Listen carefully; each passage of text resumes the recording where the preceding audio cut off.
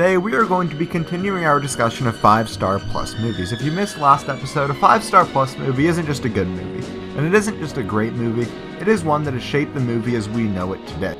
Last time we looked at The Cabinet of Dr. Caligari, and if you're interested in seeing that review and analysis, click on screen right now. But today we are going to be looking at one of the best crime stories ever told through film, Martin Scorsese's 1990 crime drama, Goodfellas. I will be discussing spoilers, so if you have not seen Goodfellas, make sure you check it out before watching this video. And it's also worth noting that this is one of the more explicit movies in cinematic history. So if you don't like foul language and extreme violence, then this movie and video may not be for you. But without further ado, let's look at the magic that is Goodfellas. Never rat on your friends, and always keep your mouth shut. As far back as I can remember, I always wanted to be a gangster. Hey, Mom, what do you think? You look like a gangster. So the film opens with some incredible text being synchronized to the passing of traffic. Although this may not sound notable, it really sets the tone for how well this movie is made. These credits were created by Saul and Elaine Bass, who made some of the best title sequences in cinematic history, and this is some of their best work. These titles set the fast-paced tone of the movie about to come. After being told that this is a story based off of real life, we are introduced to our three main anti-heroes. And just like them, the audience is thrown into confusion. Did they hit something? Did they hit someone? Or is something else happening? They pull over, pop the trunk, and there's a bloody man in the back. After brutally murdering him, we get one of the best opening lines in cinematic history. This is how to start a movie. We get the same awesome title sequences as Tony Bennett's Rags to Riches plays, which really enforces the American dream. In the opening sequence, we go back to our main character, Henry, and we see him in his youth. And in this sequence, Scorsese uses a combination of both showing and telling. I know that it's frowned upon in grade school, but when you're working with a medium that allows you to both show and tell, why wouldn't you use both of them? We are told of Henry's desire to be part of the Mafia because of how much power Mafia people have. Henry looks out the window and we see him admire every single part of the Mafia lifestyle. He loves the freedom aspect to it. While they are outside, he is trapped inside. The shot of him looking out the window is worth mentioning for a few reasons. First, there are bars on the window, essentially caging him into a normal lifestyle. The second is that this is a shot taken almost directly from Alfred Hitchcock's Psycho. Scorsese has discussed how much of an influence Hitchcock has been on him, and this scene perfectly shows that off. It's the same shot, but in a completely new context. Let's briefly talk about music and how well it is used throughout this entire film. It is used to show time passing, but also contrast Henry's enjoyment of his Mafia lifestyle, so in his youth, his happy-go-lucky attitude is reinforced with very similar music. All the while, we are getting Ray Liotta's great narration explaining his relationship between family and his mob family. Scorsese also uses the freeze frame in order to show Henry learning life lessons that ultimately shape who he is. In this freeze frame, after his father beats him, Henry learns that there are punishments for his actions, and he has to decide what's worse, getting punished or not being able to do the action. In the next freeze frame, after Henry is told he can't hang out with his Mafia friends, they kidnap the postman, and the freeze frame shows that with enough force, you can get whatever you want. This is later reinforced after Henry sets the cars on fire and tells about how much power he's getting in his neighborhood. He sees firsthand how he can benefit from his involvement with organized crime. Next, we get Henry's last interaction with either of his parents, after showing up to his house dressed in a suit. And from here on, Henry picked the Mafia family over his birth family. In the next scene, we are introduced to Jimmy Conway, played excellently by Robert De Niro. Through use of freeze frame, Jimmy teaches Henry the thing, besides force, that can get people to do what you want: money. We meet Tommy, someone with aspirations similar to Henry. Before Henry gets caught selling cigarettes, he goes to court and learns the two greatest things in life. And with the last freeze frame for a little while, Henry is officially adopted into the Mafia. Henry, as an adult now, tells us about Idlewild Airport and how it is the source of the Mafia's income. And we see how much power he has now because of the Mafia. In the next scene, we are introduced to the extended Mafia family. Although we only meet most of these characters once throughout the entire movie, it makes everything seem bigger and like there's more going on than what we are seeing just in the movie. A lot of people complain that we only meet these characters once because they seem to be a very entertaining group. That, in conjunction with the long, always moving camera angles, makes this one of my favorite scenes in the entire movie just because of how immersive it is. Scorsese was able to bring millions of people who have never met someone into the Mafia into this small group of the Mafia, and this scene is a perfect example of how he does that. In the next scene, we get what I think is the main theme in this movie. Living a normal life is boring. Henry talks about how his Mafia life is able to get him whatever he wants. He also says that people who work normal jobs are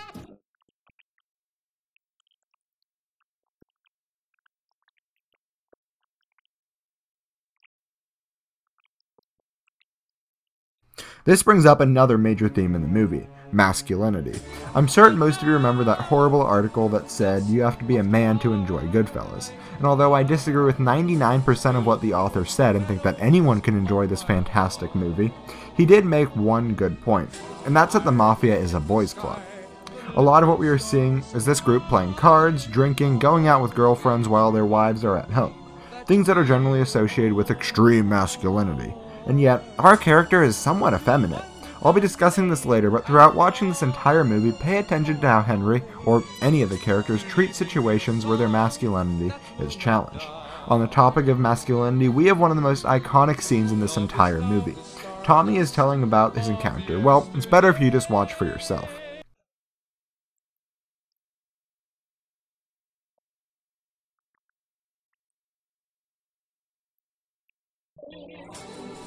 Henry says that he's funny, and the laughs quiet down real fast.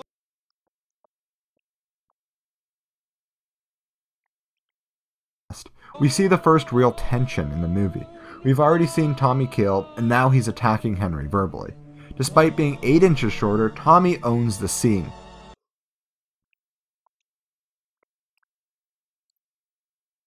And we are back to the laughs. And then we see what could have happened to him when a waiter challenges Tommy.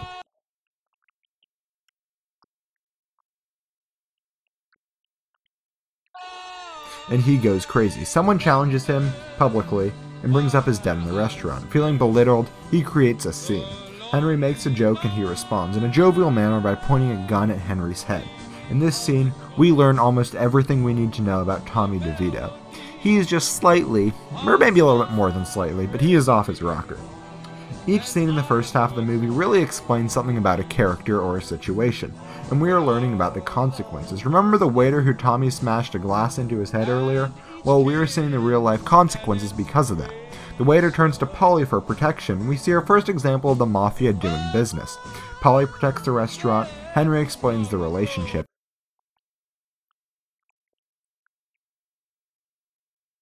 And yet within a minute of the movie time, the restaurant loses its value and Henry and Tommy burn it.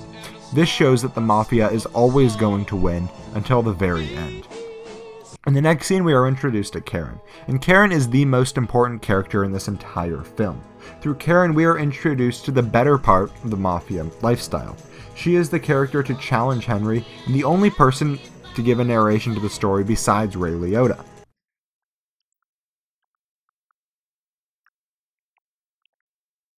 This is the first scene that we see without Henry. Henry obviously doesn't have an immediate attraction to Karen, but once she starts to stand up to him, he gets it. Henry respects those in power, and once he sees that Karen can show power over him, he begins to respect that, and ultimately goes on to marry her. And now we have the Coca Cabana scene, one chaotic and continuous shot that shows Henry introducing Karen to his Mafia lifestyle. If you've seen the movie, you can see Henry's power from this scene. He gets the best table and gets the best treatment. This ties back in with the idea of being superior to normal people, as we hear a normal person complain about Henry getting a table.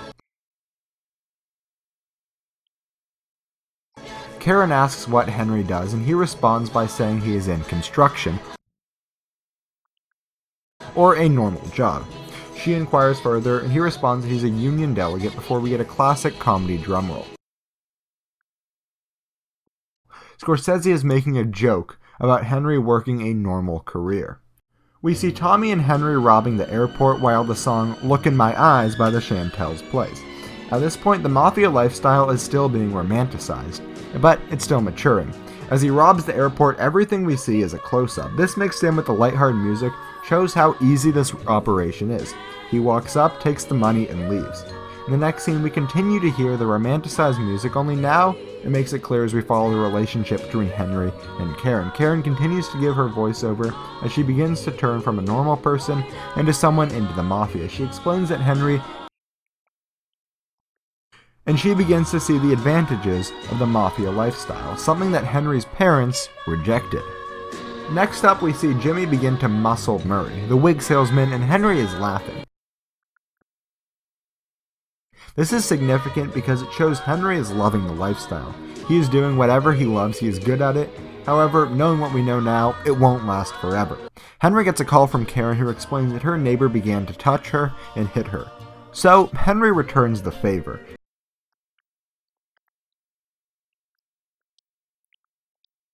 And this is the first time that we actually see him use first. Earlier when we saw him laugh at Jimmy beating up Murray, but now he is the one being capable of being just as harsh. He hands the bloodied gun to Karen, and she is no longer a regular person. She has been accepted into the mafia family, just like Henry. We continue to hear love songs, and both Henry and Karen are in love with the mafia lifestyle, and it has its monetary gains. Although Karen is still with her parents, she begins to challenge their authority. Henry comes back late, he gets yelled at by Karen's mother, and this is the last time that Karen really has an interaction with her mother until the very end of the movie. Just like Henry did earlier, Karen now is fully immersed into the mafia lifestyle. Karen begins to have second thoughts about the other mafia wives, but she doesn't act on it, and there is no longer any normalcy to her life. She says, "The unnormal life is now perfectly normal." Next, we see our first sign of anything stopping the reign of crime. The police search the house, but it's not a problem. The police are willing to look the other way. This goes back to earlier when we saw Jimmy prove that with enough money, you can get anything done. This scene that shows the photography is one of the best in the movie because it brings the audience into their lives. In just a minute, we have seen their relationship grow over a period of years. That combined with the narration helps shows how close the mafia family really is. In the next scene, we are introduced to Billy Bats, and he begins to... Tommy takes this as an insult and... he freaks out, and we've seen what he's capable of when he freaks out. Tommy leaves and it looks like everything is going to be okay. But now we hear a song that is unlike anything we have heard before. Atlantis by Donovan. Although this is far from a negative song, it isn't a love song, instead is a fantasy song. Henry is still living the fantasy lifestyle, but he isn't in love with all aspects of it anymore. While the song plays, we see Tommy and Jimmy beat Billy Bats to a pulp. But when we see Henry, he isn't laughing like he was earlier with Murray. He is scared. But then we get the most significant line in the entire movie to help understand Tommy's character, when he says, "That delivery is worthy enough of the best actor Joe Pesci got for his performance, but we know that the man we are looking at is hurt, confused, and simply doesn't know what to do. He jokes around, but when he takes it too far, he doesn't care. His only regret is that he got blood on Henry's floor." Then they go to bury him upstate, but they stop at Tommy's mother's house first, who's played excellently by Martin Scorsese, Martin's mother. And she improvs around with Pesci and De Niro before she notes Henry doesn't talk much. And this is the beginning of the end. We see that he has regrets. We are shown the painting of two dogs facing opposite directions. Now this should speak for itself. One dog is facing one way, and then the second dog is facing the other. The man who is steering the boat is Billy Bats. So the dogs have to go one way. One dog is Henry, the other dog is his mafia life. Henry wants to go one way, but because of Billy Bats, he has to follow his mafia career.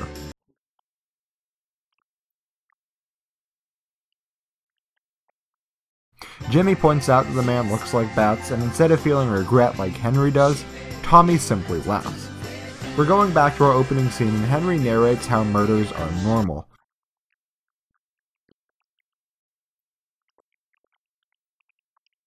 But he views it as anything but normal. He wants to go back to what most people view as normal, but he is in too far over his head. After this, we are introduced to Henry's girlfriend. At dinner, as they listen to a love song.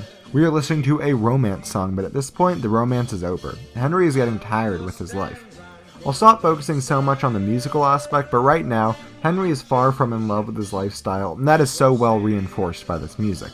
As the group digs up Billy Bats' body, we have excellent cinematography with silhouettes of black over red. Red generally symbolizes one of two things, either love or death, and in this case it most certainly does not symbolize love. Henry, disgusted with digging up the body, throws up or rejects the mafia lifestyle, and Jimmy and Tommy poke fun at him. Henry's attention is now focused on the women in his life. Not his wife, and not his mistress, but his mistress's friend, who becomes his new mistress. In the next scene, we see the group playing poker, and the waiter tries to play a prank on Tommy, who takes it to a whole new level. Tommy shoots Spider in the foot, which ultimately shows his poor temper.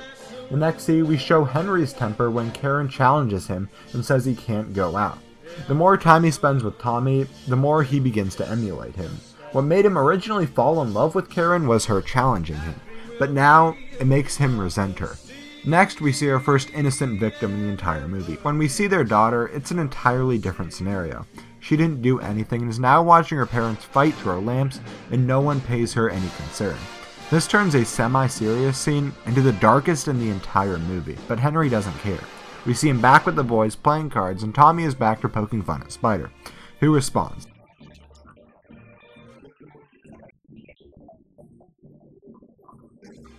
Tommy, being Tommy, responds the way that Tommy would respond, and we see yet another innocent victim. Spider just made a simple little joke and responded after being shot in the foot, and it cost him his life. Henry gets a major reality check because of this and sees Tommy in a brand new light. He is so much more unstable than he has ever been so far in this movie. Meanwhile, Karen responds violently to Henry cheating on her. She became exactly what she didn't want to be earlier when she met with the mafia wives. She pulls a gun on Henry, but he convinced her not to. Henry may not be in love with the mafia, but Karen is still in love with him. Polly tells Henry to go back with Karen after going to Tampa with Jimmy. The one thing that this scene does so well is tells us more about Jimmy's character. Now, Jimmy is the least developed character out of the three protagonists. We always have a perception that he is invulnerable. However, this scene shows that he has a weakness, and that the only person who he takes orders from is Polly, which helps show that he is a flawed character just like everyone else. And when he gets arrested with Henry next scene, it shows that he has flaws.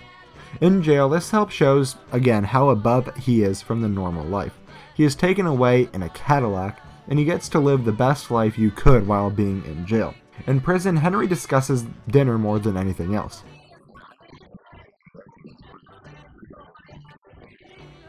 He does mention, however, he is able to live the way that he wants to with the people that he cares about. Henry is also bringing drugs into the prison, which he is selling at a profit. When Karen comes to visit to bring Henry the drugs, we get another scene when we see his children being victimized. We are told that Polly isn't helping out, and Henry needs to sell the drugs in order to pay for his life and his family's. After being released from jail, Henry finds out that he is living in a normal house. And the first thing that he says after being released is, he visits Polly, who tells him to stop selling the drugs. After promising not to sell drugs, we get a brand new soundtrack. Remember those love songs from the 1950s? Well, now we have late 60s rock and roll, which complements the heavy drug aspects to the final third act of this movie. Henry sells, Henry makes money, and Henry gets help from Jimmy and Tommy. Remember his normal house from earlier? Well, now he upgraded to a much nicer one. We are also told about a new heist. Jimmy's putting together a crew to rob the Lufthansa, the biggest in American history. Meanwhile, Henry's expanding his drug business. He is bringing in the former babysitter. Henry also starts using cocaine that he's selling. And we get a new style of filmmaking. Those nice, long camera takes we saw at the beginning of the movie are being replaced by fast edits, jumping around from place to place, character to character. That in combination with faster Rolling Stones songs really speeds up the pace of this movie. Jimmy has a successful heist, and we get another edit that is taken straight from Psycho. In the infamous shower scene, we get these fast edits and a very similar camera angles. To celebrate a heist, we get a very interesting musical choice. Frosty the Snowman is playing, and although it is Christmas, the Happy Children song shows that with his cash flow and success, Henry is kind of enjoying the mafia life again. We go back to his long camera take showing Henry isn't completely hooked on drugs yet. We never know too much about Jimmy, except he doesn't take too kindly to incompetence, and after people started spending too much after the heist, Jimmy begins to tie up loose ends. The joyful holiday tone ends as quickly as it came, and Jimmy confronts everyone, and begins to plan murders of everyone showing off the money. Tommy begins by killing Stacks, the first person to mess up, and what we see is him enjoying killing. After the first shot to the head, Stax died. With that in mind, he shoots him another 7 or 8 times. We go back to Jimmy as Cream's song Sunshine of Your Love plays, and Jimmy realizes that it would be possible to whack almost everyone involved with the heist, and keep all the money for himself and severely reduce his chances of being caught. It's a win-win situation. As this classic rock anthem plays, Jimmy snaps. Sure, he's going to come out on top, but that means killing the people who he spent his past 20 years of his life with. Unlike his counterpart, Henry is worried about Murray, and realizes that Jimmy is going to have him killed. We get another freeze frame in the movie, the first since the very beginning. And just like these showed Henry's evolution into the Mafia, at the end they show the evolution of his fall from grace. This signifies Henry realizing that he is in way too far over his head. Jimmy doesn't have his best interests at heart and is only thinking about himself. He needs to stay on Jimmy's good side while trying to save the lives of his friends. Jimmy tells Henry he isn't going to go through with it, but Jimmy lied. We get a montage of the death set to Layla by Derek and the Dominoes. This classic love songs are over. The movie is moving into a fast rock and roll pace. The movie is going into its final act, and it's going at its top speed. We learn that Tommy is going to be made as a mafia boss, and Jimmy is happy, rich, and nothing could ruin his day. Until Tommy is killed for the Billy Bats incident, and Jimmy has lost it. He killed all of his friends, he kept 2 and just lost 1. This is a defeated man, and defeat is another major theme in this movie. Henry, being a limited drug user, is over. On the day of his arrest, he is a full-out addict. The long camera angles are over, and instead we get these fast edits, short takes and fast cuts, and fast and loud music. We are seeing an entirely different movie than what we saw in the beginning. We used to be listening to long, drawn-out songs, but now we are hearing 30-second excerpts from music intertwined with each other. We see a helicopter following Henry, and there is a question about whether or not he is paranoid. We are getting hourly updates, and we see his life has gone downhill. He is worried about cooking, drugs, helicopters, his brother, and God knows what else. Our next freeze frame is of an airline ticket as Lois, an external factor, leads to Henry's arrest. This signifies how anything can happen at any time, and it's up to you in order to handle that. After dinner, Lois and Henry leave, and Henry gets arrested. After bail is set, Henry returns home and realizes he is out. The drugs are gone, $60,000 down the toilet, literally. The East Coast Mafia is after him. He has nothing. Again, this is a movie about defeat. Jimmy was defeated earlier, and now Henry is.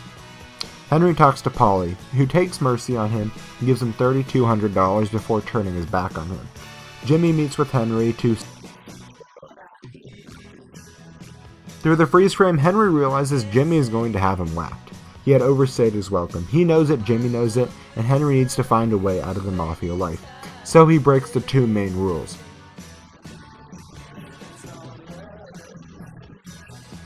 Henry goes into witness protection after ratting on Jimmy and Polly. They turned his back on him, he turned his back on them.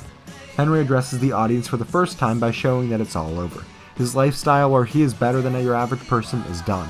Henry is your average person. This is what he was afraid of, and this is what he got. He was defeated. And yet he complains.